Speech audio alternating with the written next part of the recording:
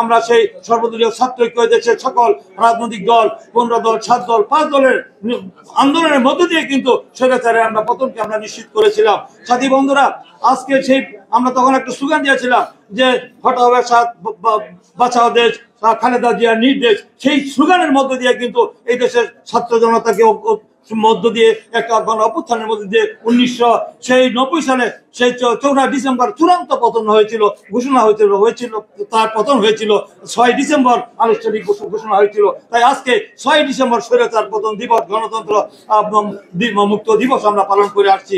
প্রিয় বন্ধুরা, দুঃখের বিষয় সেই এরশাদের জাতীয় পার্টি তারা আজকে সংবিধান রক্ষা দিবস পালন করা দুঃসাহস তারা দেখিয়েছে।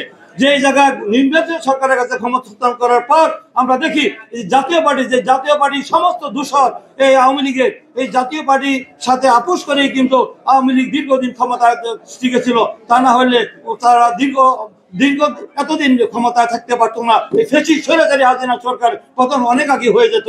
তার আজকে এই জাতীয় পার্টি হলো একটা কুলাঙ্গার। এই জাতীয় পার্টিকে বাংলাদেশের রাজনীতি করার নৈতিক অধিকার নাই, আওয়ামী লীগেরও নৈতিক অধিকার তারা হারিয়েছে।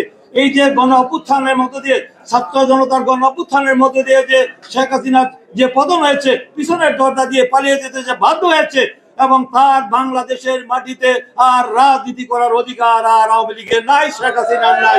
তাদেরকে বাংলাদেশে আসে আশ্রয় প্রশ্রয় দেওয়া যাবে না। যারা দিবে তারা জাতীয় বেঈমান, তারা রাজাকার হিসেবে তারা চিহ্নিত হবে, তারা মির্জামান হিসেবে চিহ্নিত হবে। যারা আওয়ামী লীগকে আশ্রয় প্রশ্রয় দিবে তাদেরকে বাংলাদেশের মানুষ চিহ্নিত করবে। আওয়ামী লীগের রাজনীতি করার নৈতিক অধিকার হারিয়েছে এবং আমাদের নেতা তারেক রহমান কিন্তু এই বৈষম্য বিরোধী ছাত্র আন্দোলনের সবথেকে ভূমিকা রেখেছেন। বিএনপির পক্ষ থেকে যে নৈতিক সমর্থন নয়, বারবার প্রত্যক্ষ পরোক্ষভাবে বলেছেন হাসিনা এই ফ্যাসিস্ট স্বৈরাচারী হাসিনার পতন না হওয়া পর্যন্ত রাজপথ থেকে কেউ যেন ঘরে ফিরে না যায়, সেই নির্দেশ দিয়েছেন। সেই নির্দেশ মেনে তিনি একটি কথা বলেছিলেন যে দেশ যাবে কোন পথে, ফয়সালা হবে রাজপথে। বলেছিলেন কিনা? বলেছিলেন। তারপর যদি তুমি ভয় পাও তাহলে তুমি শেষ, যদি তুমি এগিয়ে যাও তাহলে তুমিই বাংলাদেশ। আর কি কথা বলেছিলেন? টেক ব্যাক বাংলাদেশ বলেছিলেন। এই কথাটি বলেছিলেন। আজকে সেগুলো বলতে হবে। আর কি কথা বলতে হবে? তিনি নির্বাচন যে বয়কট করেছিলেন, এটা ছিল তার দূরদৃষ্টি রাজনীতির পরিচয়। তিনি যে কি রাষ্ট্রনায়কোচিত সিদ্ধান্ত দিয়েছিলেন যে স্বৈরাচার হাসিনার অধীনে বাংলাদেশের কোন নির্বাচন আবার সুষ্ঠু নিরপেক্ষ হয়নি, হবেও না। তিনি বুঝতে পেরে 2024 সালের নির্বাচন তিনি বয়কট করেছেন। বলেছেন হাসিনার অধীনে বাংলাদেশের মাটিতে কোনো নির্বাচন হবে না। সেই নির্বাচন না হওয়ার কারণে এই দেশে মানুষ সমর্থন দিয়েছে, যার কারণে এই দীর্ঘ 16 বছর আন্দোলন এবং সর্বশেষ কোটা বিরোধী আন্দোলন এবং বৈষম্য বিরোধী আন্দোলনের 19 জুলাই এবং আগস্টের আন্দোলনের মধ্য দিয়ে এই আন্দোলনকে চূড়ান্ত রূপ নিয়েছে এবং এই স্বৈরাচার হাসিনার পতন হয়েছে। আজকে গণতন্ত্র আজকে পূর্ণ ফিরে পেয়েছি। এই গণতন্ত্র আবার মুখ থুবড়ে পড়ক, আবার কোন স্বৈরাচার আসক, আবার কোন ফ্যাসিস্ট আসক, আর কোন দাবিয়া সরকার, মাফিয়া সরকার বাংলাদেশের মাটিতে আসতে দেওয়া হবে না।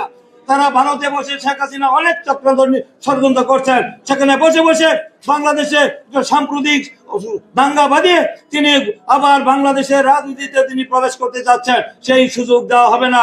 আমরা দেশ স্বাধীন করেছি ভারতের গোলামি করার জন্য নয়। তাই আজকে ভারতের কোন উস্কানিতে বাংলাদেশের মানুষ যেন আজকে ঐক্যবদ্ধ থাকে, সেই ঐক্যবদ্ধভাবে জাতিকে ঐক্যবদ্ধ করার জন্য আমাদের তারেক রহমান বিএনপির পক্ষ থেকে আমরা দেখেছেন ইতিমধ্যে জাতীয় ঐক্য হয়েছে এবং সেই ঐক্যের ভিত্তিতে আমরা বাংলাদেশে আর কোন নৈরাজ্য, অরাজকতা, আর কোন স্বৈরাচার ফ্যাসিস্টের জায়গা বাংলাদেশের মাটিতে হবে না। গণতন্ত্র পুনঃপ্রতিষ্ঠা হবে। আগামী দিনে এই দেশে একটি অবাধ সুষ্ঠু নির্বাচন হবে। সে একটি রুটম্যাপ দিবে অন্তর্বর্তীকালীন সরকার। সেই রুটম্যাপের মধ্যে দিয়ে অনতিবিলম্বে দ্রুত সময়ের মধ্যে একটি নির্বাচন দিয়ে সেই যে মানুষ যে 16 বছর ভোট থেকে বঞ্চিত হয়েছে, ভোটাধিকার থেকে বঞ্চিত হয়েছে, ভোটের অধিকার হরণ করেছে, আইনের শাসন ছিল না, বিজেপির স্বাধীনতা ছিল না, ন্যায় বিচার ছিল না, মানবাধিকার ছিল না, মত প্রকাশের স্বাধীনতা ছিল না, দেশকে রাষ্ট্রীয় প্রতিষ্ঠানকে ধ্বংস করে নাই, দেশকে ধ্বংসের দ্বার প্রান্তে খাদের কিনারা দাঁড় করিয়ে দিয়েছিল, অর্থনীতিকে শেষ করে দিয়েছিল, লুটপাট করে দেশকে শেষ করে দিয়েছে। এই লুটপাটকারী এই খুনিদের বিচার বাংলাদেশের মাটিতে হবে। শেখ হাসিনার বিচার না হওয়া পর্যন্ত আমাদের আন্দোলন চলবে।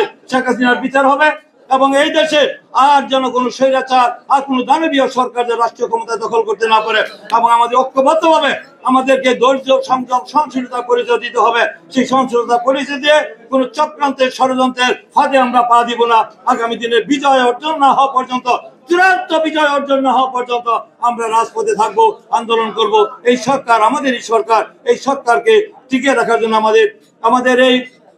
আমাদের দলের একটি চেয়ারম্যান তারেক রহমান বলেছেন, এই সরকারকে কোনো অবস্থাতে ব্যর্থ হতে দেওয়া যাবে না। তাই এই সরকারের সাথে থেকে আমাদের সকল দাবি দেওয়া আদায় করে আমরা গণতন্ত্রকে পুনঃপ্রতিষ্ঠা করব।